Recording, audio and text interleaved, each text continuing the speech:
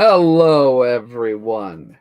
And as BLC says, got to give it a couple minutes so that way people can realize that you went live. I set the StreamYard up 10 minutes before going live. Ain't that some shit? So, haven't really had I doubt anybody's really had a chance to notice that I went live. But I figured give a couple seconds, do that. But this is Copy801 Talks, episode 25. I've had 25 shows. And I started my channel in earlier this year, like January. So, for the 25th episode, I thought, I saw a video from the Defects last week where they were talking about the future of the MCU and Eternals. And they said one line from Matt Forge struck me. And it said, we know these comics. We know these stories. But how would it be for an outsider looking in? And, I was in my car, as I am most of the time when I'm listening to YouTube. And I heard this and I thought about it and I said, you know what? This might be a good idea for a video. And I mulled it over in my mind. And I'm like, you know what? I kind of wanted to see Eternals, but after that, I felt like I was personally challenged because there aren't many people, let's face it right now, there aren't many people in the community that are not in the MCU right now, that aren't they aren't firmly entrenched. I'm one of them. So, as the DC guy, I figured it would be cool to talk Marvel and talk about what they've been doing. But I'm not alone. That would be kind of a boring discussion if it was just me ranting at you for about, 25 minutes about all of this. So, haven't seen him on the channel in a while. He's been a little bit busy. He's had a lot of stuff going on. But I figure who better than to discuss it with someone who's familiar with both Marvel and DC. Someone who can skirt the line. So I got my buddy Mike, the Beast Bendtsen. How we doing, Mike? How are you? Not too bad. Thanks for having me on, buddy. Looking forward to talking about this. I did a double take when you said, "Hey, want to come talk Eternals?" I'm like, Copy wants to talk Marvel product. Absolutely. This is from what I understand, Eternals is the litmus test for both the Marvel Studios themselves and their audience as to what Phase 4 is going to be. It's a cosmic thing, and this is the big, big, big movie that hyped it up. We're going to be talking about some of the shows that are also part of Phase 4, but this is the big boy. And speaking about big boys, hey, the cat came by. See, there she is, as always. So before we get too far, I have a lot more comments than I thought I was going to have. There are 30 comments in the chat. So let us see who we have. We got Something Wong. Wrong. Not sponsored by Chewy, sir. We have Rudy. We have Newbie. Hey, Newbie, what's going on, sir? Haven't seen you in a while. We got Mr. French Canadian. So I got to pronounce this correctly. Jean Malo. And we have the man who never sleeps, Glenn 2K. What's up, Glenn? Been talking to this guy a lot lately in IG. And we got J2. What is going on, dear sir? And I forget if I said hi to Rudy, but Rudy, Uncle Rudy is in the building as well. So, warm welcome, sir. We have, and I think that might be it. We will get more, but let's just see. Nope, we got one more. We got Uncanny Swag. What's up, buddy? What is going on, sir? How we doing? But yeah, so let's start with your opinion. So you saw Eternals, yes? I did. Did you see it in theaters or on Disney Plus? I saw in theaters because it did not get a Disney Plus release. Oh, it didn't. And Okay. with all of COVID going on, my dad and I, we were still worried about going to the theaters. But when it came to, I think, Shang-Chi, we didn't want to get spoiled with anything. So there's a really nice theater that's not a chain in Southbury, Connecticut. And we love we've always liked going to the Saturday, Sunday morning matinees, the early showings. Not that many people there, and it still is that way. So that's what kind of made us feel a little more comfortable going back to the theaters. And Nice. yeah, we saw it last week. Oh, did you see it on opening day? I did not. It's as you know, in our line of work, it's tough to make some of those opening nights. But I'm debating about it for Spider-Man though, but we'll get to that. Oh yeah, well, Spider-Man is and will forever be Spider-Man, so we'll definitely get to that. But so I did not see it opening day. I wanted to, so that way I wouldn't get spoiled. So I tried to stay away from certain YouTube channels and certain YouTube videos because I know that, like, you know, everybody has, like, it's an unwritten rule where you don't talk about a book or a movie until, like, if it's Wednesday, you don't talk about that book until the weekend. So same thing with this. Even though it got released on a Friday, you don't talk about it until, you know, the next week. You wish that was the case. Yeah, I know. Usually it's like by Sunday, you're like, oh my God. But there's the thing with the report that came out. And I'm not. Are we going spoilers? Should we do a spoiler warning, or are we doing spoiler free? Nah, fuck it, man. Spoilers galore. There's the thing about Arrow showing up that came out that Tuesday, I think. Mm-hmm. I think the Tuesday before, because those for this film, all the reviews came out that early, like 2 weeks before the film actually came out, and stuff was like popping all over the social medias. And I'm usually pretty good at scrolling. I'm like, oh, I can avoid that, but I wasn't expecting something that early, and then something that big. So that was kind of a bummer. Obviously, I didn't know what the scene was, but knowing that before I saw it, and there were some YouTube accounts did give a spoiler warning, so I appreciate those people who did that. But I know it's the world we live in now. It's like you almost can't stay off social media because the last 2 weeks actually, I wasn't able to really go on social media because of phone and my war with Apple. So it wouldn't have been that much of a problem, but I just kind of went on a mini rant there. But it's the age we live in now. Oh yeah, everything is instantaneous, and people can get spoiled. Like I've been meaning to talk about this, but I need to. For those who care, which is probably just me, the final episode of the final season of Supergirl aired on Thursday. I have not watched it. I have seen spoilers because I follow certain people, and I'm like, you motherfucker. Like, it's an image. I don't know what the context is, but it's there. And, I still have to watch that, and I'll do a video on that. But, yeah, I understand the whole spoiler thing. So, to make a long story short, I saw Eternals. What's today? Today's Sunday. I saw it Friday. So I saw it 2 days ago. Nice. Oh wow! So this past Friday. Yeah, not the one before, not when it actually came out, but 1 week after it came out, I saw the movie.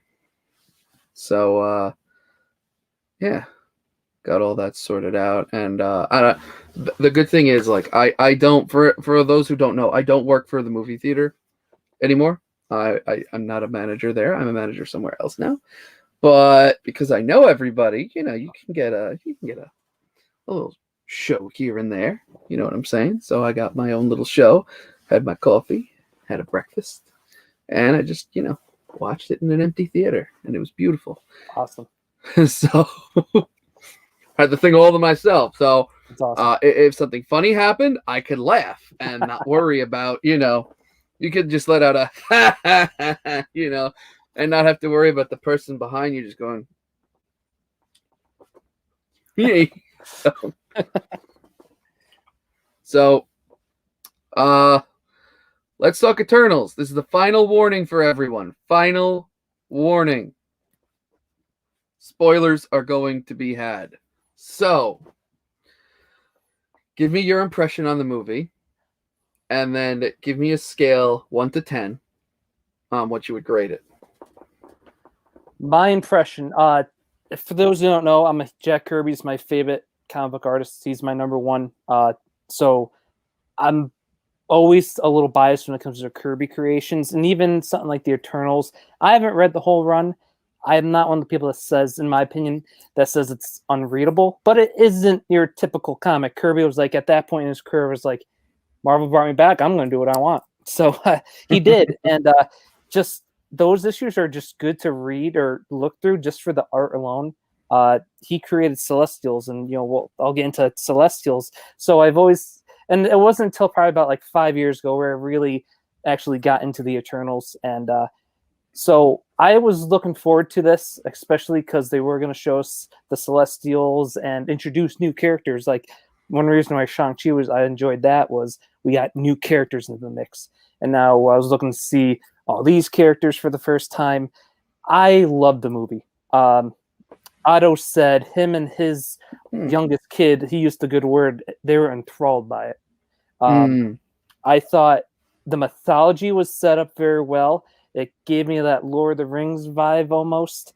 I thought the casting and the acting was incredible all around. And the movie looked fantastic. My favorite shot is, when you're actually seeing Airsham in space, the mass of how big he is, where Celestials are literally in the palm of his hand. And just you hear his voice. Like, that's what you want, like a cosmic entity, like the Celestials to sound like. So every time we saw him, I thought was great. And I loved it. The post-credit scenes, if you want to save those for later, I thought those were both great. Because once again, even though I knew about somewhat of the first one, I didn't know really what it was, like what happened. And then I had no idea about the second. We all had an idea we'd probably get a hit to the Black Knight. But what I found out, I didn't know until after watching reviews who that voice is. So hearing that afterwards was awesome. That's who that was. But on a scale of 1 to 10, I'd go like 8.59, honestly. I think. Wow. And call me easily entertained. I'll admit that. I just thought it was a blast. I never thought it dragged. I thought from beginning to end, I loved, and they did a lot. They, in a way, had 3 villains, and we've seen too many comic book movies where 3 villains is very hard to do. And with the Celestial, with Airsham, with the Deviants, and eventually Icarus, I thought they blended it in all very well. And yeah, I think 8.59. Now, that's a very respectable grade. I'm gonna just open with that. But whose voice was it at the end with the first after credit scene? You mean with Eros? Yeah, with the ebony blade. Okay, so that was actually the second. That was the second one. Okay, yeah. I'm sorry. So yeah, no worries. So that's Dane Whitman finding the ebony blade, and you hear, "Are you ready for that, Mr. Whitman?" or something like that. It's Mahershala Ali, who we know is going to be Blade in the MCU, and okay, and was formerly Cottonmouth in whatever Marvel universe that is technically right now. Uncanny Swag, shout out there. Yeah, he got that. But Cottonmouth lives. Along with like my Kirby and my FF, I'm a huge Marvel horror fan. So just to get more Easter eggs, more breadcrumbs leading to Blade, I thought that was awesome. And I wish I would have had that moment in the theater. See, there were some people who knew his voice. I'm not that good, even with like celebrities that I'm even more familiar with. It almost sounded like distorted too. Yeah, it was a little distorted. Some people. Yeah. Before we get really into it. Nice. So yeah, that's a good call because I wasn't certain who it was, but I thought that was really cool. The first one where we find out that Irsham takes the Eternals that are left on Earth and just transports them somewhere, and then we go to like literally it's like a fucking flying. What's the best way? It's like a flying triangle, you know. The Like dummy. I got really big vibes of the monolith Yep. from what the fuck is that movie called? 2001. Yeah, from 2001: A Space Odyssey, when it was just going in and all you see is just a big monolith. Just I'm like, ooh, I like what you did there. You know, I like that. But yeah, when we saw that, and then we see the ones that are out in space, and then Star Fox comes by, I'm like, oh, I heard he was coming, but like, hey, this guy looks kind of cool, sort of. But it's set up. So the ending set up very, very well. The ending set up really well, and you know, at the end, just like it did with everyone else, it said the Eternals will return, and I'm like, all right, yeah, I couldn't guess, but where? yeah, that's the real question. That's where that'll be. I'm thinking Guardians. There's so many, and now that they almost empired it, where there's going to be, they all split up in a way. So you could see definitely Guardians, you could see definitely Thor: Love and Thunder, and then who knows with just everything going on at Multiverse of Madness, who knows who's going to show up in that. So, but yeah, I definitely think Guardians 3, maybe even the Christmas special, and then possibly Love and Thunder. But hopefully any, if not all. I know a lot of those films have a lot already going on, but I think it definitely leads the way. Marvel Cosmic, those are your main avenues, Thor and Guardians. So, because there's some people that think they might not need a second Eternals, but because they have like Thor, the Guardians, and what's coming, with Captain, the Marvels could be another. Who knows? Another cosmic movie. Yeah, we could. I mean, so before we get further into that, let me give my impression. Yeah. So as I said before, when with the Defects show, they wanted someone's opinion from an outsider looking in. I have never read an Eternals book. I have no idea who these people are. And all I heard was that one guy is like Superman, and this is like the Marvel Justice League. So I was like, huh, that sounds pretty interesting. And my response was, okay, which cut? The Whedon cut or the Snyder cut? Good question. But so the way the story was presented, it was not presented like any other Marvel film. So usually a Marvel film is linear. It goes like this. Linear timeline. Once in a while you get a flashback, but the flashback gives you a puzzle piece, but it's not an integral part of the movie. The way they did this with the flashbacks was they made the flashbacks an integral part. You went forward, and then you have a question, how did it get here? Then you flash back. And as you went forward in the movie, the flashbacks got more recent and more recent and more recent, and they gave you bits and pieces. And I really like that. I really enjoyed that variety of storytelling because it kept you interested. A lot of things that one thing that I don't like about Marvel is that they go too heavy on the exposition. There's too much, I can't say too much dialogue, but there's too much slow pace. It'll go really fast and then just die. And then it'll pick up really quickly and then it'll die again. Like, it's just like a, like a freaking, it's like does one of those. This, it was more of a slow burn. It didn't go up and down and fluctuate a lot. It went like this. So it did that. And I really enjoyed that because it kept the same type of pace. There were funny moments in the movie that I did chuckle in an empty theater. Thank God, because if I did that, I probably would have done it, whether there were people there or not, and then get the asshole that's just like. But it was very good. I enjoyed the characters. Turned out that the Superman like character is kind of a piece of shit, which I really liked, because I was like, you know what? I'm like, this guy's got problems. I like that. And then, of course, we get a really awesome character that has a great story arc, and he flies into the fucking sun. I'm like, you bitch. So there was that. But overall, I enjoyed the movie. I did not think it was a waste of 3 hours of my time. I felt that the movie is a 7.5 to an 8 out of 10. And I feel like it got that as a very respectable grade. Ursham was huge. He was massive. It's like, oh, a Celestial is going to be born out of a planet. And I'm expecting, like, okay, he's like, Ursham's a Celestial. He's a Celestial. They're the same size. No, this guy's like 5 times the size of a Celestial. Literally can hold the Earth like this. And I'm like, okay, so they grow. And then you get Circe. It's a Circe. Absolutely. Yeah, without a doubt, top 10.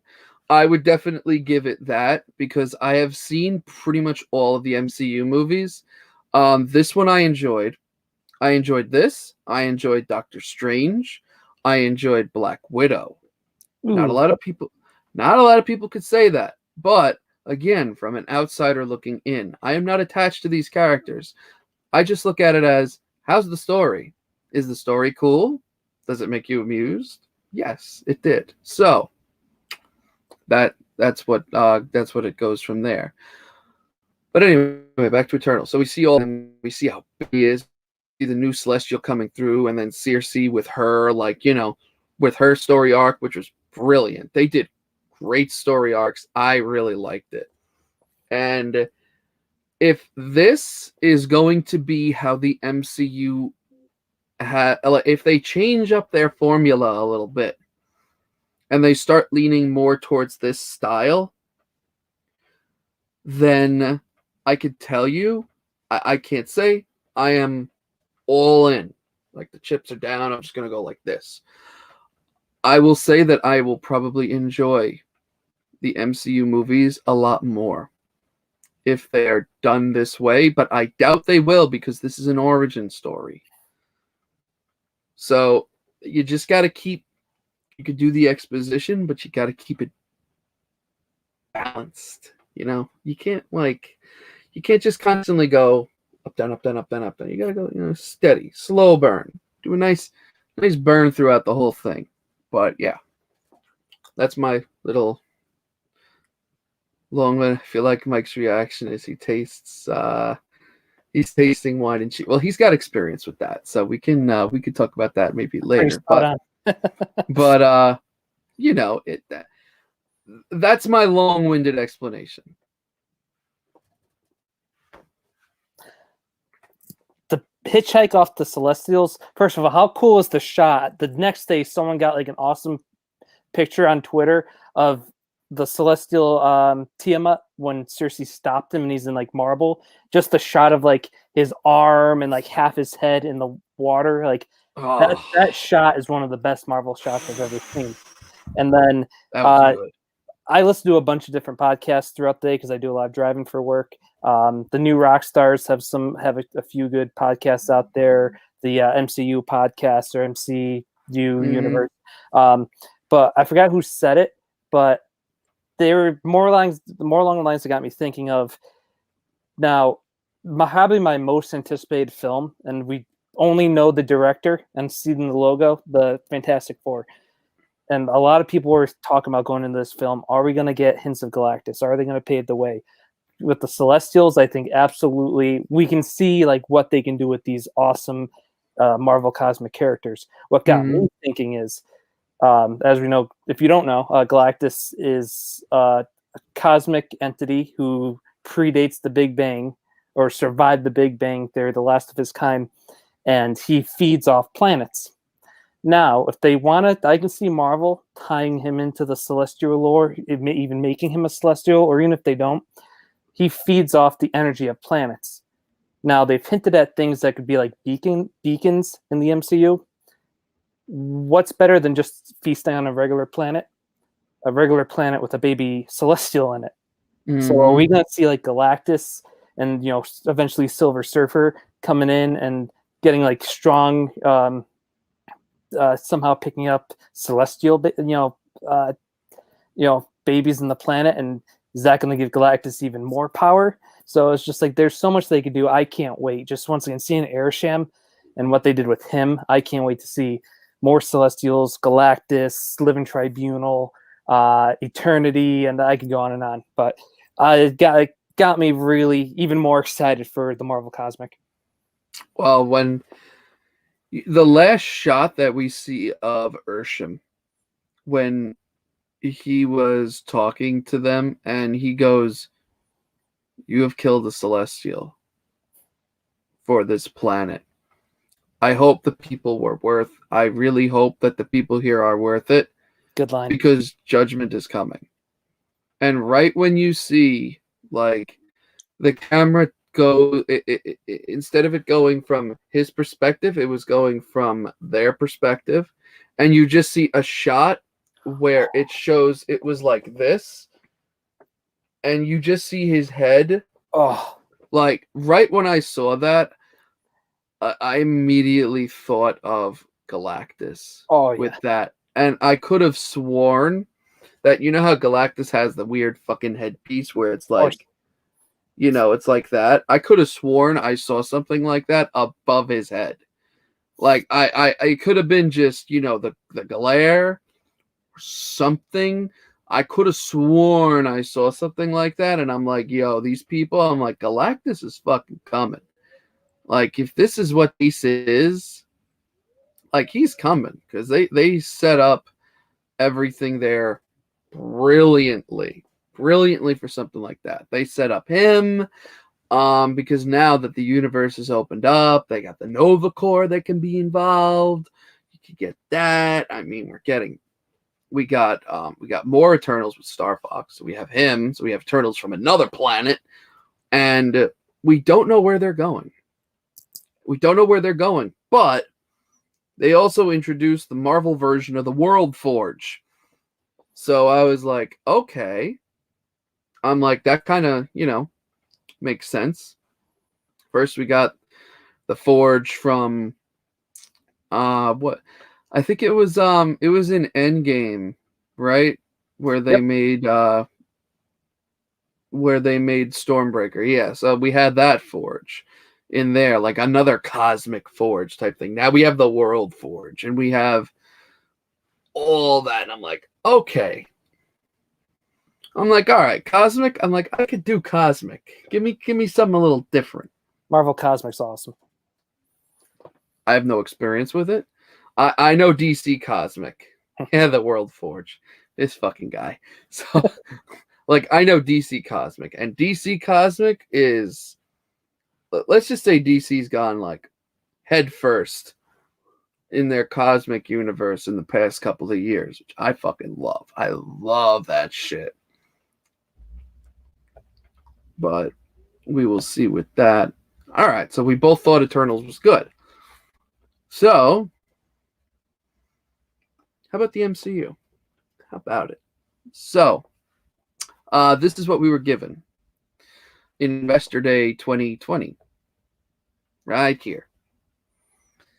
This was the big kickoff. This is what we were given to sort of whet everybody's appetite. If we're going to look at this chronologically, I believe, and correct me because will fuck up. First thing here in chronological order is WandaVision. Yep. Was first. Then we had Falcon and Winter Soldier. Mm-hmm. Then I believe we had Black Widow, and then shortly after Loki. Correct. And then shortly after that, we had What If. And then shortly after that, we had Shang-Chi. Yep. Am I right? And then Fucking Eternals. awesome. You nailed it. You're not a Nice. Marvel guy? No, but I watch everybody else's channel, so I see everybody else as a Marvel person. And then from there, we had obviously Eternals, and we've got the we get the other ones here that are just kind of like hanging out. Doctor Strange, Captain Marvel 2, Hawkeye, She-Hulk, Miss Marvel, all that good stuff. So we had that. So if we're gonna look at it, out of the 12 shows that are here right now, 1, 2, 3, 4, 5, 6, 7 have come out already. 7 of 12, which is about 65%. So, just keeping this up for everybody, what did you think? Just give a quick snapshot of each of them in chronological order. What did you think of them? And then give a 1 to 10. Gotcha. So I loved WandaVision, and what the Disney Plus shows have done for me, which is what I've really liked about them, is they've taken secondary characters and they really made you care for them, and they gave you stories, whether there's more backstory or post Endgame. It gave you more of them, developed them even more, and made you care about these characters. And just with Wanda, Vision, Falcon Winter Soldier, and Loki, and that's just been why I've been glued to these Disney Plus shows. WandaVision, and I'll tell you what, I never really knew much about Wanda, but Age of Ultron, I was like, oh, that's a cool introduction to a character. Same with Vision. And after Age of Ultron, that's when I started reading back into their history, and with the Avengers and Wanda with the X-Men before that, and like really they became in my overall favorite superheroes. They climbed up the list. So to see WandaVision, and I thought they did a great job with the marketing. They gave us all the few trailers, and they never really. It was a guessing game, and just like the whole season was, it was one big guessing game.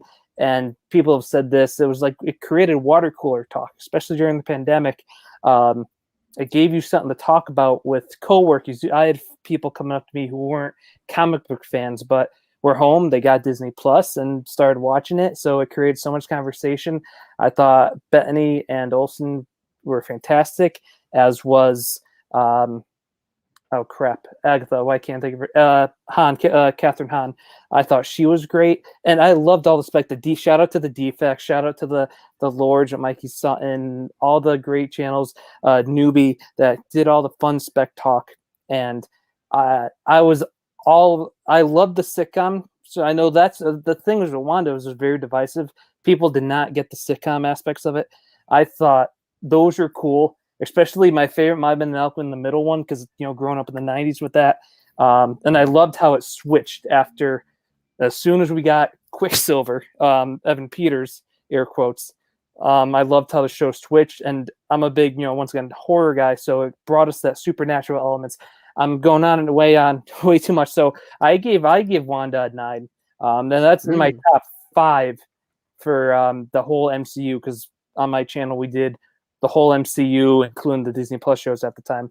So I loved WandaVision. Falcon Winter Soldier, I thought was a very good show. I like probably WandaVision more, but I thought it was cool to see Bucky and Sam, see their relationship as two Avengers post Endgame, and see who got the shield, and to see how they became really good friends after that. I thought Johnny Walker was cool. I recently found out that they had to can a whole thing. My biggest complaint, I guess, not even a complaint, was the Flag Smashers. But their original plan was to create a virus that would wipe out the world, half the world again, or half all population on Earth. So that got scratched because obviously COVID. So that would have been interesting. But even, and I thought they still were a cool aspect of the show. So I'd probably give that, a 7, 8. Loki, I thought more along the lines with that WandaVision, where you got the spec, you got more cosmic, you kind of had a little more horror in there. The big, what Wanda didn't do with Mephisto, Loki gave us with King, technically. and I thought that reveal was great the whole time. Once again, Loki and Owen Wilson together, that was awesome. So that's that's probably a 9 for me. Are we talking what if? Yeah, of course. I was excited for what if, and especially after the first episode, I liked with the Agent Carter or Captain Carter. And then I really loved my favorite episode was what if T'Challa became Star-Lord. And for me, from there, it never really got to that level. As much as I like horror, I really didn't care for the what if when they went darker. But that's just me. I kind of didn't like seeing certain characters just keep dying again and dying again and dying again. I've never been a big fan with the Marvel zombies. I thought the Thor episode was fun because Thor's one of my favorite characters, and they went kind of back to the cosmic roots. They brought a lot of voice actors back, and him and Captain Marvel fight scene kind of gave me vibes of Thor vs. Surfer and Silver Surfer #4. But yeah, so what if you want to grade, I'd probably give it I might get a lot of hate. Probably a 5, maybe a 6, because there were some good elements and the animation was really cool. And then, are we doing Shang-Chi, or do you want to just stop at the shows for now? Oh no, Shang-Chi, Black Widow. Black Widow, I know I made a face when you mentioned that. I thought the family was great. The 4 of them had great chemistry, and it really showed. I thought all the scenes with them together, all the scenes with Yelena and ScarJo, Florence Pugh, I can't wait to see what the MCU future holds for her. David Harbour, and I always forget her name, but the mom from the Mummy movies, Brendan Fraser. Yeah. I thought the family aspect was really cool, and I didn't hate the Taskmaster costume going into the film, but what they did, that's kind of where it lost me and a lot of people. I guess I just wanted more, and I'm okay with taking liberties and changing things. It's not always going to be exactly like the comics, but what they did at the Taskmaster, that's probably where it lost me. And then the villain kind of became your generic mustache twirling, and I don't know, the third act kind of fell flat for me, but I enjoyed it. It's my second least favorite MCU movie. Only Iron Man 3's behind there. But once again, I thought the main 4 were great, and the post-credit scene, gave me hope. And Shang-Chi, I loved. Actually, now it's on Disney Plus. I watched Shang-Chi for the second time last night, and I think I liked it even more the second time. Once again, building the mythology with that movie, that gave us new characters, and they gave us the Dweller in Darkness, which was such an awesome horror character pull they brought into that, which I wasn't expecting. And then you had the Great Protector. Once again, the cast was very good. So Phase 4 up till now, post, I guess technically Far From Home, I've enjoyed all these pretty much, except for What If had some hits and misses, and the third act of Black Widow. But overall, I've enjoyed the Marvel Phase 4 so far. All right. Well, I mean, a lot of people have had very mixed feelings about what's been going on with Phase 4. So far, I think there's been the most mixed feelings. Like, all the other movies, it was pretty much like, oh, this is awesome. And then something else comes out. This is fucking brilliant. And then something else comes out, and you're like, oh my God. Like, doing those. But this has been, I think they've been taking new liberties because they're like, we're on top. They're like, we're freaking kings. All right, what are we going to do? And they know, like, they're not stupid. They know if they keep doing the same thing over and over, that people will get tired of it sooner or later. So they gotta mix it up. And right now they're doing what? And this is what I heard a lot about DC last year, about what DC was doing, is they're taking a dartboard, they're taking darts, and they're seeing what sticks. And Marvel is doing the same thing. It's just they're doing it a little differently, which is fine because no one likes the same old shit, and that's why we had this in 2020 to show all the fans, hey, this is coming out soon. Huh. And since then, just the other day, I'd say like last week. No, well, technically we're in the same week, but really late. Like I'm talking like maybe Thursday or so. We had more announcements from Marvel, and these are screenshots. I took them from my phone and I just ported them here. The reason why I did it this way was so that way we could, get the facial reactions instead of just, hey, big image, no face. So this that I'm going to show you right now is the timeline of the MCU. So this is the MCU movies. So we have Doctor Strange, Multiverse of Madness, 2022. Love and Thunder in 2022. Black Panther, Wakanda Forever. We have Captain Marvel 2, The Marvels, and Ant-Man and the Wasp with Quantumania.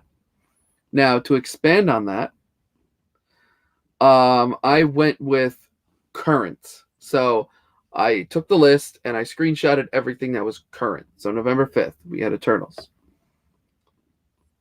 And then we're going to have the Hawkeye series, which everyone and their mother has been. A lot of people have been specking on the Hawkeye series. I see it on Instagram. I see it in YouTube videos. Oh my God. Look at this. First Kate Bishop Hawkeye. Oh my God. Did you get that cover? Did you get the second print? How about the third print? Got this? Oh my God. Look at this. I got the Hawkeye. I'm like, all right, listen, I get it. It's a bitch with arrows. That's nice. Let's move on to something different, shall we? So, so if I get hate, guess what? Don't care, So next up we have No Way Home. This is gonna be proven very interesting. So we're there's been some murmurs about stuff going on with this, which it sounds cool. If we get maybe all the Spider-Man coming back, I'd like that. I was happy with fucking Tobey Maguire, Spider-Man. Toby, sorry. Somebody else. So, Tobey Maguire, I grew up with that. I'm a 90s baby. Well, barely a 90s baby. But I grew up with that in the early 2000s. Like, that was my first. That was like my... other than the Batman movies, that was like my first introduction to like other stuff like that. So I was like, okay, let's get it. So after Spider-Man, we have late 2021 or early 2022. We have Miss Marvel, which I swear to God, if I see somebody else post Marvel .1, I'm gonna fucking tell you where you can put my point up one of your ones. All right, I'm gonna tell you right now. I will have 1 point going straight up. So this has been specced on and specced on and specced on and specced on and specced on so much. This one book, and if I see another copy of Miss Marvel 1, I swear to God, how many prints are there? 8 prints. And what makes it an 8th print? It's got a cool, cute little blue fucking thing up top. Same color as my shit here. Actually, no. It's more of a blend of this and my shirt. And it's an 8th print, and there's only like 4,000 made, something like that. So apparently it's worth something.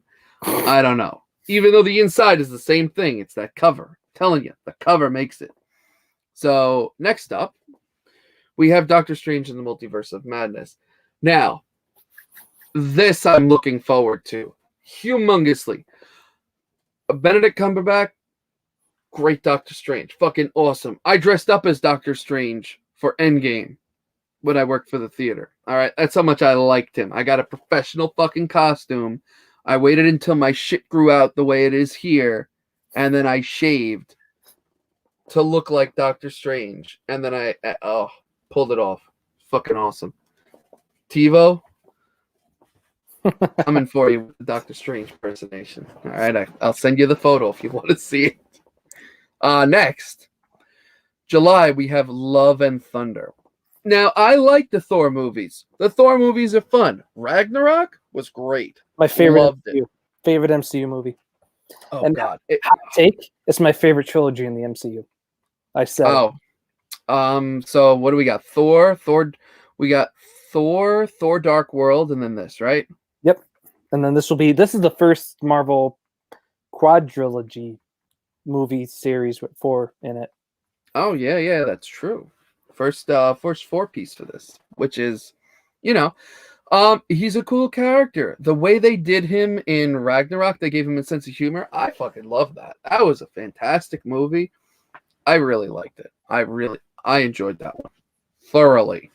So with this, we're gonna have Jane Foster Thor, which is pretty cool. I love when we get a female version of like a male superhero. I don't know why. It just adds so much flavor to whatever they're doing.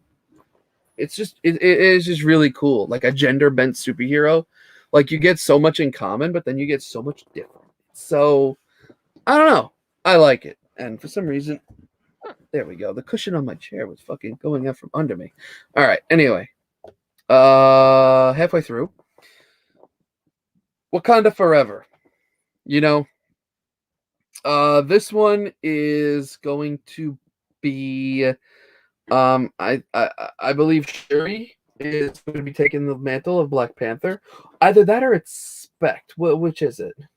Well, and it's funny, the person who I wanted, because I enjoyed his character in Black Panther and Infinity War and a little bit in Endgame. I heard, and then I forgot the source. It wasn't a big source, but everyone's a source nowadays. M'Baku, Winston Duke's character, was he's who I wanted just because, and he gave T'Challa a pretty good fight in the first Black Panther earlier in the film. He's already a leader, and I think he would. If that rumor's true, I'd be okay with that. There's also the rumor of Okoye be taking on the mantle. She's been a big presence in the MCU. She's, maybe she's the head of the Dora Milaje, so she has also been a leader, and she's fought in, Infinity War and Endgame. So I think those two, for me, I think Shuri's still too young, and I think those two, and another rumor that's been gone out there is somehow now with the multiverse, and they bring back Michael B. Jordan somehow as a good guy, maybe. So it's just other three. But the big rumor is Shuri. But for me, I'd rather see one of those other three options before her. And then, I'm not good.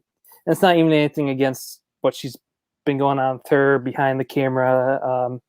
We don't have to get into that stuff, but it's more just, I think those other three characters could do the mantle more justice. Well, we will see, because everybody and their mother's specking on this one too. Also, quickly, I'm also hoping the rumors of Namor in this film are true. FF, goes back to the FF lore. So I'd love to see Namor on the big screen. And there's, rumors that Doom might even show up. So those two characters I'm really excited to see in the MCU. Doom's my second favorite Marvel villain. So those are kind of and we don't know much about the plot yet. So I'm excited to see where they're going to take it, especially some source just said there is actually going to be a ceremony funeral for T'Challa in it. Good.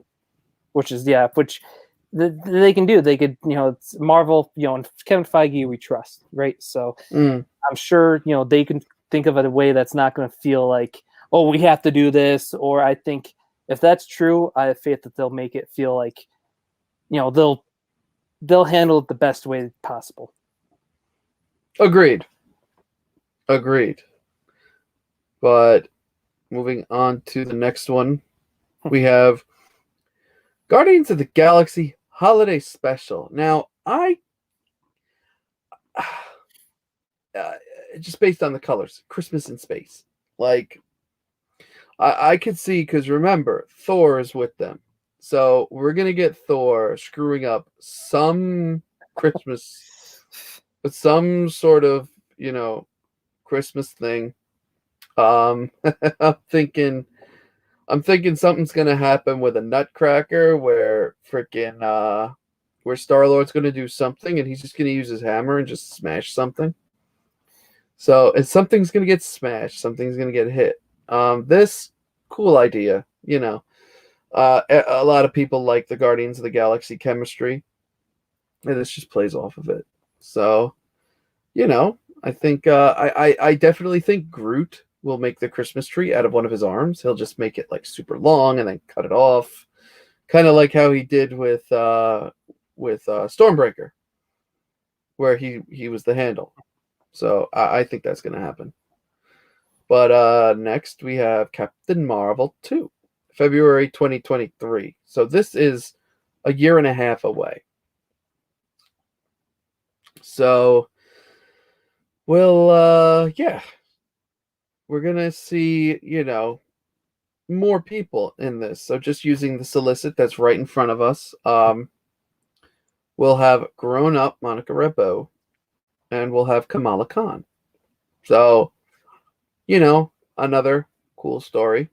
Those books are gonna spike a little bit once the trailers come out in 2022. So be aware of that. But yeah, I think it'll be a good follow up. I'm really hoping Brie Larson loosens up a little bit because she was too stiff. I know Captain Marvel is like a badass, and I understand that, but like make her a little less stiff. You can give her a bitchy attitude, but just don't do what you did. She just came off as standoffish.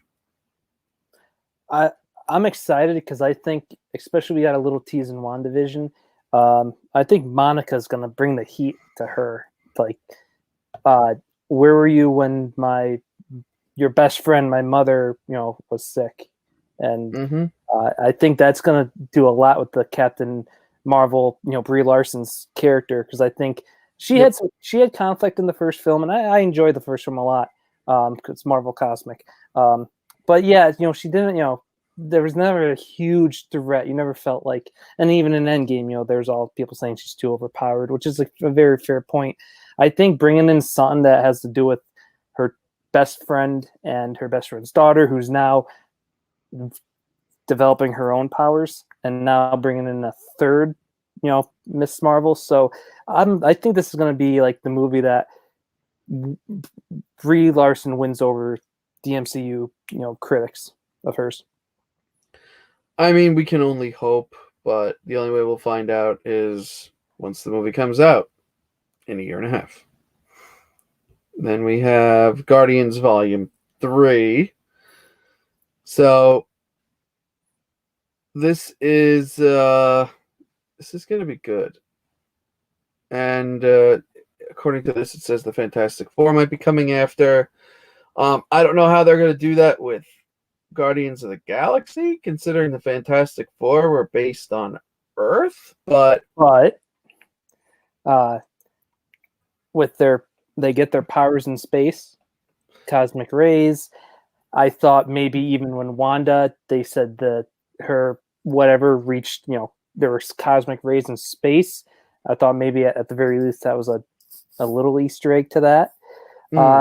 Then going back to the Marvel Cosmic, there's so much they could introduce within this film that if they didn't get introduced yet in Thor or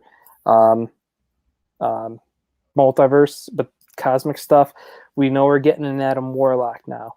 Are we going to see a Star Fox show up? They've been saying High Evolutionary is a hot rumor for the big bad.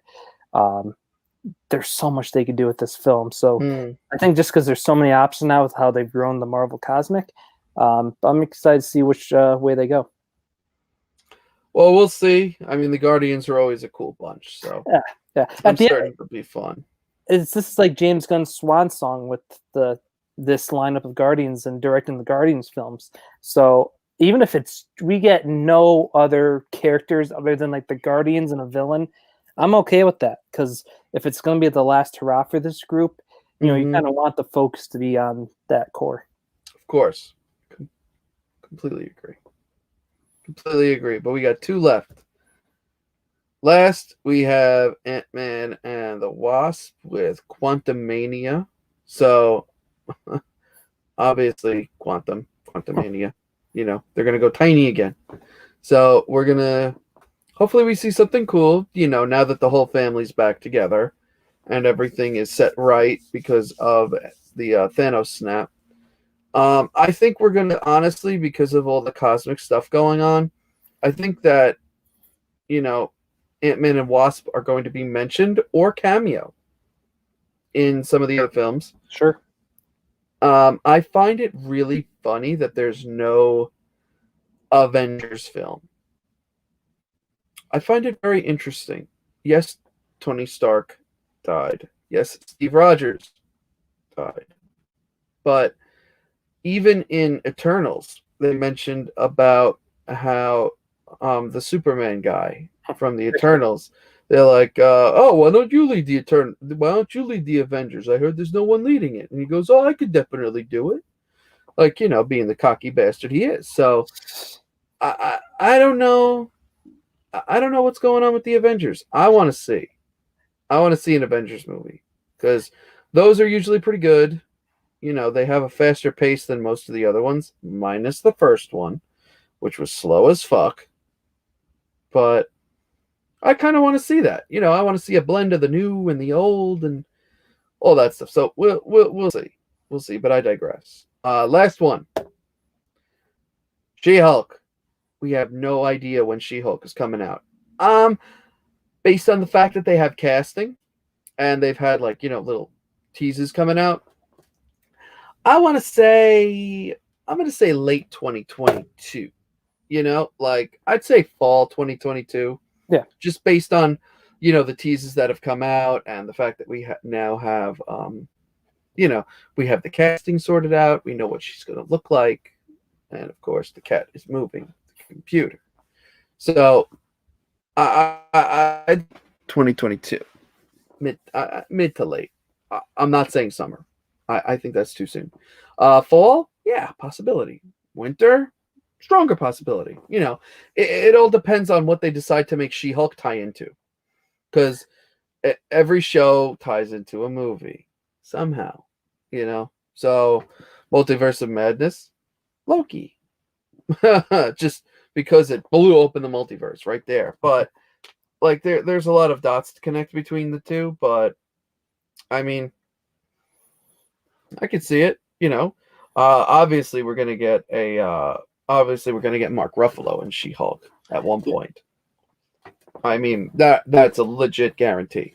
And you saw the trailer, right? The little teaser, I should say. No, I did not. So there's a quick where he's, I think, pre She-Hulk transformation. It's Professor Hulk still, and Jessica Walters is in like a experimental cube-ish kind of thing. Okay. And it's Mark Ruffalo's talking. What I'm really curious about is the first post-credit in Shang-Chi. You had not only Mark Ruffalo, but you had Bruce Banner in the sling, so he was still recovering from Endgame, but it was him, the Bruce Banner human form. So when I first saw that, I'm like, is that due to a blood transfusion involving She-Hulk? So I'm really curious to see, because yeah, Ruffalo's in, and apparently, speaking of Shang-Chi again, the Abomination's returning. So I'm really curious to see where they're gonna go. And there's people are saying these are accurate, don't believe them. If you're looking for a movie for this to tie into, possibly if these Planet Hulk, World War Hulk rumors are true, maybe that. We'll see. You know, this is all speculation right now, but we'll definitely see. I would say the future of the MCU, if they continue to do it based on the way they did the Eternals, it's bright. My opinion, it'll be more engaging for someone like me. However, if you keep trying to reinvent the wheel, because the critics hated this movie, the people liked it. You go on Rotten Tomatoes right now. It's got like a 60% critic and I'd say like an 85%, 90% maybe. Yeah. I It's fresh Mm-hmm. for the people by a long shot. Yeah. But I would say it's curious. I'm curious right now. I can't say it's too early to tell because we've already had a lot come out, but at the same time, it kind of is too early to tell because we're really finally getting into the cosmic side with we had kind of cosmic with WandaVision, street level with Falcon and Winter Soldier, cosmic with Loki, and then not cosmic, but like earthborn mysticism with Shang-Chi. And now with Eternals, full on cosmic, right out the gate. So this is like the really big one. But we'll see. Mm-hmm. I mean, I still think it's kind of early to tell. I can't say my optimism is bright. I see a bright future. But I would say we will know more after Spider-Man. Yes. But what they're also doing is in the prior phases, Marvel dipped in different genres like heist films with Ant-Man, political thriller with Winter Soldier. I think now you mentioned obviously they're going huge on the cosmic with a bunch of their properties, introducing characters. You still are going to have your street level with Hawkeye. There's going to be a Captain America 4. There wasn't anything about that from the last few big Disney days, but that's been confirmed. But another aspect, and why Wanda and Loki were cool, they both did not only the cosmic, but the supernatural and horror. Supernatural, yes. So that's a much better description. Thank you. But definitely there was cosmic in Wanda because they once again they talked about space and how her effect may have even hit space and Photon, Maria Rambeau. So she's going to be going into the cosmic, and they showed the scrolls at the end of it. But with the horror, so Moon Knight, we got that coming. We got some teaser footage for that as well. That's kind of going to be horror. And then you also have, we had Blade's voice at the end of Eternals. So we're going to have that. There's almost going to be 3 different branches in Phase 4. You're going to have your street level, you're going to have your cosmic, and you're going to have that supernatural horror stuff. So I think it's going to be big where you're still going to get what's made the MCU, especially with those street level films. But I think they're really going to bring in even more different people, or maybe latch on to more people when they go full cosmic and full horror. And I can't wait. Mm-hmm. Well, since you brought it up, here we go. The last announcements from a couple days ago. Secret Invasion, we knew that was happening, which no surprise there. Ironheart, we knew that was happening. That book's been spec'd on for God knows how long. If I see freaking whatever the fuck Iron Man it is with her on the cover again, I'm gonna fucking lose my mind. She-Hulk, we got an updated logo thanks to the trailer. What If Season 2? They're gonna milk that dry. Mm-hmm. I Am Groot. I think that's gonna be more of a kids thing because all the kids fucking love Groot. For the kids. Miss Marvel, we already talked about that. Moon Knight, we had there was a lot of stuff going on with that. I know a lot of people are really looking forward to Moon Knight, like really looking forward to it. Marvel Zombies, they got to do the zombies. I mean, come on. But that's probably going to be animated. Yeah. There's, if you follow the Mikey Sutton, the Black Knight Report, TiVo and the Lords, there's eventually they're leading to Midnight Suns in live action with, all those characters I just mentioned. And one of their big threats are going to be this live action Marvel Zombies. But that's, who knows? Mikey's usually has a pretty good track record. But yeah, since this sounds like it's going to be the animated, and it's going to really be based off the Kirkman zombies, which is cool. But once again, it's weird because I'm a big horror guy. But the Marvel Zombies. It's almost like you got peanut butter and my chocolate. Like I love my comic book stuff and I love my horror comic book stuff. When you actually bring in like zombies and turning character, I don't know. I'm like, yeah, like that, with that one. which is fine. Everybody's got their own thing. DC did Deceased afterwards, which I thought was fucking phenomenal. I think that's better than the Marvel Zombie books. Oh, I knew I liked you.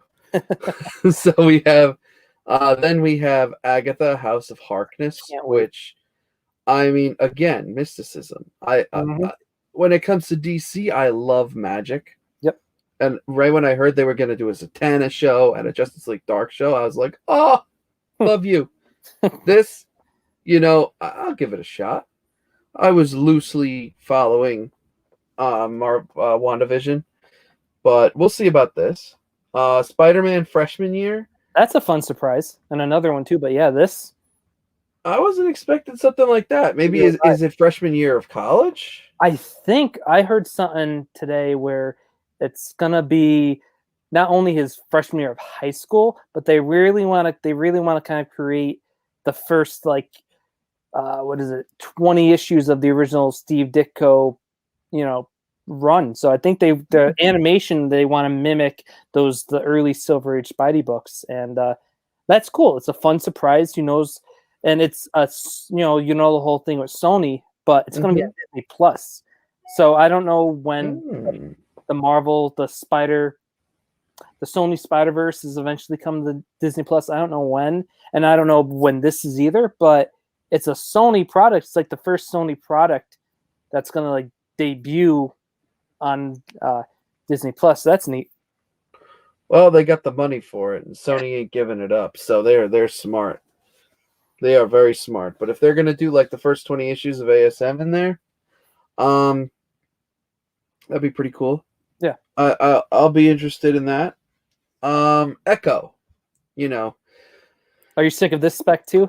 Oh fucking Lord! If I see that cover of what the hell book is it? It's got her in purple. She's wearing purple. Is it like Marvel Knights or Daredevil something? It's Marvel Knights, Daredevil number, whatever the fuck 13, it is. 14. I don't know. Whatever the fuck number it is. If I see this one more time where I just see her on the cover and I'm like, oh my God, look guys, it's Echo. Yeah, Echo.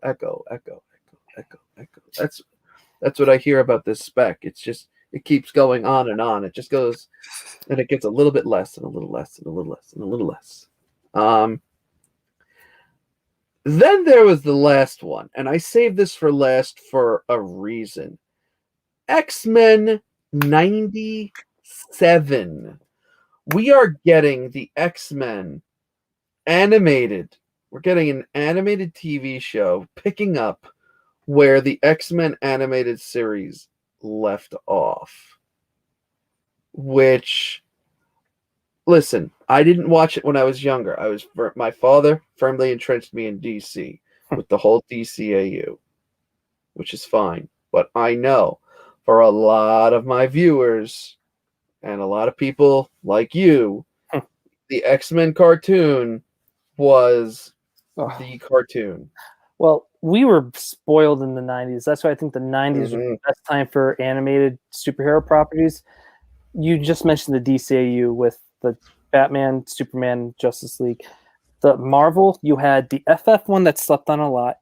You have the Spider-Man, you have the Hulk, Iron Man, and this X-Men show. And the X-Men and Spider, I'm hoping this leads to not only a reboot of this, but the Spider-Man one, because that ended in a cliffhanger. With this show, their last season got kind of, they lost some of their budget. So if you've gone back and watched them, the animation style is for me drastically different, and almost takes you out of it. But now, obviously, budget and Marvel and Disney, that's not a thing anymore. Budget issues, say. So I'm really curious to see where it goes. I'm excited, and unfortunately, some of the cast members have since passed. Most recently, I think the actor who voiced Cyclops passed, I think, this past year. But a lot of them who are still with us that's already confirmed they're reprising their roles. I know the Wolverine's one of them. Funny enough, I think he's Australian too, which is a cool Awesome. question. So, and that's why so many people from the 90s love Wolverine so much. If it wasn't the comics, and maybe even more this show, because that's he's almost my Wolverine before Hugh Jackman was. I was him when I was 4 years old for Halloween, and so I'm excited. They introduced a lot. It's the longest animated series from that time for Marvel in the 90s, and I can't think of an area where they didn't go. They covered almost like how Batman, pretty much the Batman anime series covered everything. This series covered, if not anything, at the very least, some characters got a little cameo. But they hit Magneto, they hit Sinister, they hit Apocalypse, they hit Omega Red, they hit the Brood, they hit the Morlocks, the Silver Samurai. Like they hit like every X-Men villain and character. They went into space. They did the best portrayal of the Dark Phoenix saga, not including the original comics, is from this show. Two movies have not been able to do what this show did. If I need to sell anyone on the animated series for X-Men, watch the Dark Phoenix saga. Also, for people who haven't or want to, haven't watched in a while, Google X-Men the Animated Series viewing order, because another fluky thing that happened with the show was they came out not in order. So you would get like a cliffhanger, or you'd get like the second half of a cliffhanger before the first half. And there's a lot of weird fluky things that happen. So there's awesome, just Google X-Men Animated Series viewing order. But yeah, like I've gone on and on about this because that and the Spider-Man for the Marvel shows were just so good. So I'm excited to see where this goes. Well, like I said, people like you who loved this growing up, you're getting it back, which is huge. And the funny thing is, the way that Marvel introduced it was the Wolverine meme. They used... So, like, someone in marketing, they got an intern somewhere that was just like, hey, you want to appeal to younger people? You remember that Wolverine meme with him on the bed and he's kind of like looking at the photograph? Why don't we make that the way that we tell people that we're getting it back, because he's like looking at the photo like, oh, I remember this. Yeah. And they just did that, and I was just like, I saw that and I'm like, at first I was wondering, because I saw photos on Instagram, I'm like, is this real? That's what I thought. I didn't think anything of it. I'm like, oh, okay, that's it's the meme's back. Then I saw the tweet was from like Marvel Studio Entertainment. I'm like, no way, that's awesome. I don't have a Twitter, so I didn't see that. I saw the freaking memes on Instagram, and then when I was researching to do this show, I saw that come up on legit news articles, and I'm like, holy fuck, they did a meme as their preview. And I'm like, this is awesome. I'm like, people did a great job. Like, I've never seen the show, but this makes me like want to see the show now. Dude, please. And I think this could be like the first Marvel thing that gets you like excitement level as much as like DC stuff, because you're saying a lot right now. You realize that, right? I think so. That's how good this show was. And once again, click and find the correct viewing order. But there's so much good in this show. Like one of the best like superhero rivalries, like superhero versus superhero, is Cyclops and Wolverine. It's portrayed so well. It's just as good as like a villain and a superhero like rivalry. Like their dynamic, like this. It's just such a good show. Like I can't sell this enough. Well, we will see about that. And this is the funny thing. So I kind of fell into the trap. So I've had mystery boxes. I'm coming out with a mystery box soon. And I bought a fuck ton of books. A lot. For this mystery box. Because I needed good stuff. And I got from a local show, I paid $1 each. I got 3 copies, crispy copies of X-Men Adventures #1. Ooh. I've been meaning to see what that is on eBay now. So I've been ever since X-Men 97 got announced, and I saw that, and the first one I saw was TiVo, and I'm like, hey, dude, just letting you know, these were just going to be like throw-ins in the mystery box, and now I might have to make them big books. So, yeah, I got 3 copies of them that are going into some mystery boxes. Lucky person. Nice crispy copies, no ticks, as far as I know. Very nice. And yeah, I got them like, oh, I've seen people talk about this a little bit. Let me pick them up. How much are they? They're like, oh, $1. Because they were in a dollar bin, and I brought them over, and they're like, oh, I forgot I had these in here. Oh, really? Oh, you got some good stuff. Okay, how much is it? Oh, they're $1 each. I'm like, ah! So now they're not. The 90s nostalgia is not going to die yet. You have the Gargoyle #1 book is up there, getting up there. The Mighty Morphin Power Rangers book is up there, getting up there. Oh, God. I don't believe they ever did one for the Spider-Man series. They probably did, but not to my knowledge. And then I wonder if like the Batman Adventures are even going to get up there. I know there's obviously Harley Quinn, but now that, you know, the quick segue to the DC fandom, when they announced, I forgot the name of it, but aren't they also picking up the Batman anime series with that show? So I wonder if those books are going to get more of a bump too. So how awesome is that? You have 2 of the best shows ever from superhero animation getting not reboots, but continuations. I mean, they've really been doing a lot of that. Hey, speaking about continuations, what up, Foo? So, we have Justice League, I think it's called Unlimited or something like that. Infinity, Justice League Infinity, which is the sequel in comic book form to the DCAU. Picks up right where Justice League lets off. Same animation style, same drawing style, everything. Fucking awesome. We have Batman. We have Batman, the animated adventures. The adventures continue. Another sequel. I'm missing some of my Fufetti. Has anyone seen it? Fucking guy. Yeah, this guy glitter bombed me. He gave me some good shit. He gave me like I got Action 252, first appearance of Supergirl. He gave me like Action 253, 254, 256, 7, 8, and 9. So like I can't be too mad, but don't worry. That Fufetti, some cat hair's been added to it, so it's gonna go somewhere. I'll figure it out. But anyway, yes, we have a lot of these animated sequels. It's gonna be so.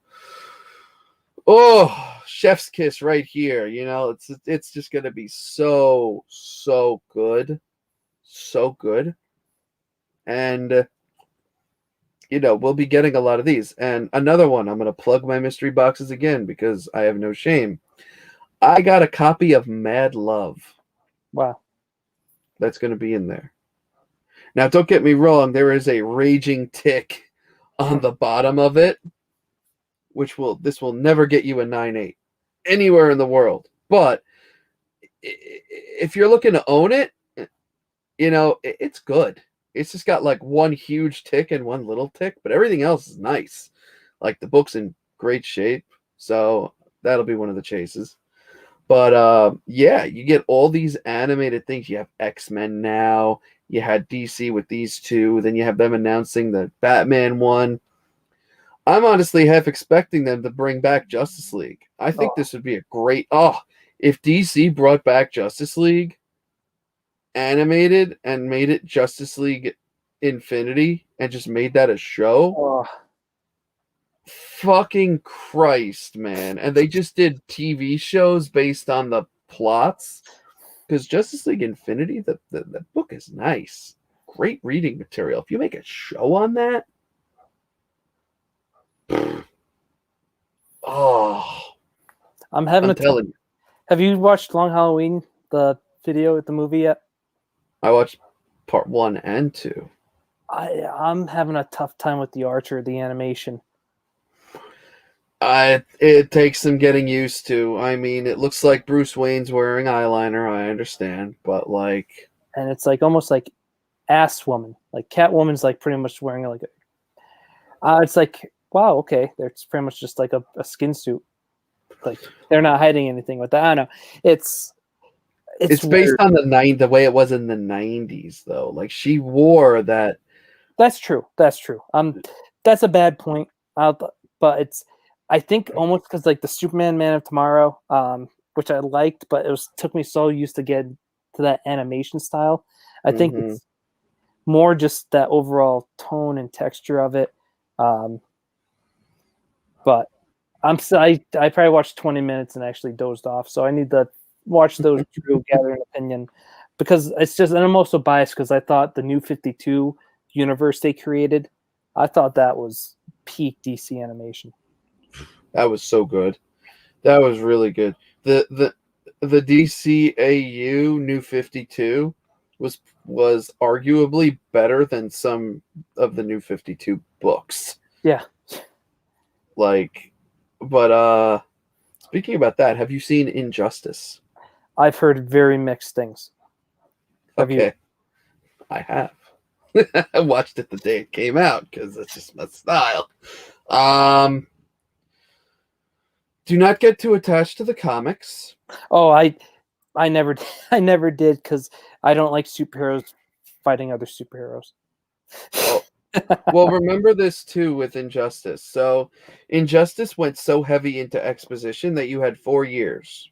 That's right. Yep. So, picture this as year one of Injustice. Gotcha. Not Injustice 2, just Injustice. And you're not going to get all the same things either. You're not.